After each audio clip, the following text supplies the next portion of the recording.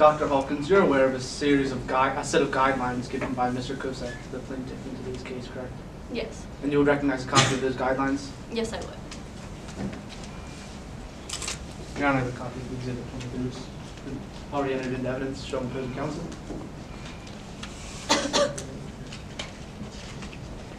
Permission to approach? You may. Does Your Honor have a copy? Yes, I do. Now, Dr. Hawkins, you're aware of this document, correct? Yes, I am. And this is a fair and accurate representation of those guidelines, correct? Yes. Now, if you look at the second guideline, it says, the smell of food is very confusing for Elias. He is often rewarded with treats for performing tricks.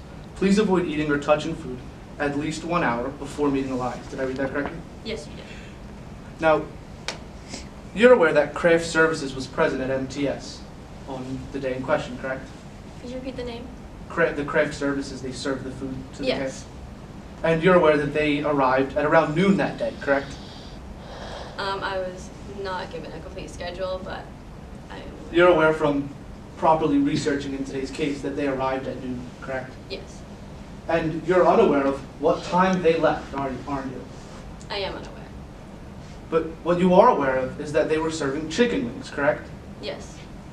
And chicken wings are significant in today's case because of a viral video between Mr. Kosak and Elias, right? Yes. And you're aware of this viral video, correct? Yes, I am. And in this viral video, Mr. Kosak and Elias were seen sharing a variety of foods, right? Yes. And each time Elias was given a plate, he would immediately give some to Mr. Kosak, my client, correct? Yes. But when Elias was given chicken wings, he ran into the back of his cage and wouldn't share with Mr. Kosak, correct? Yes. And chicken wings were present at MTS on the day in question, right? Yes, they were. And you're aware that Mr. Chris Villafana had actually eaten chicken on the day in question, correct? Yes, I've heard it's very good food. Now, I want to move on.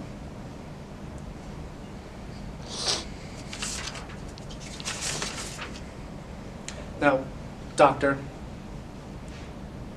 you're aware of Mr. Kosak's deposition, correct? Yes.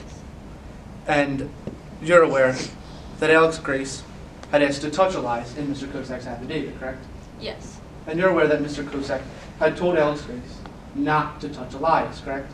Yes, that was like a normal procedure. And when Elias experienced a startle reaction, you're aware of multiple reports that state that Alex Grace had reached out to touch Elias, correct? Yes. And when Alex Grace had reached out to touch Elias, that's when Elias ran towards Chris Villafana, correct? Yes, that is correct.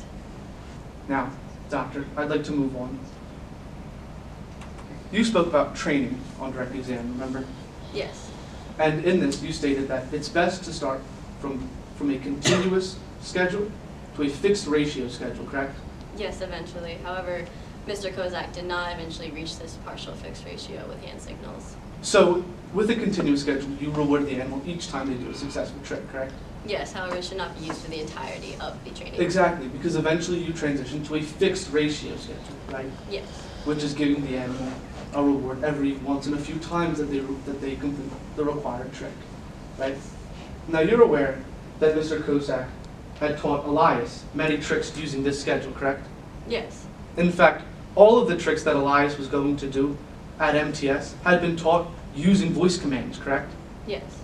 So Elias had actually taught all of these tricks, or Mr. Kosak had taught Elias all of these tricks using your recommended schedule, correct?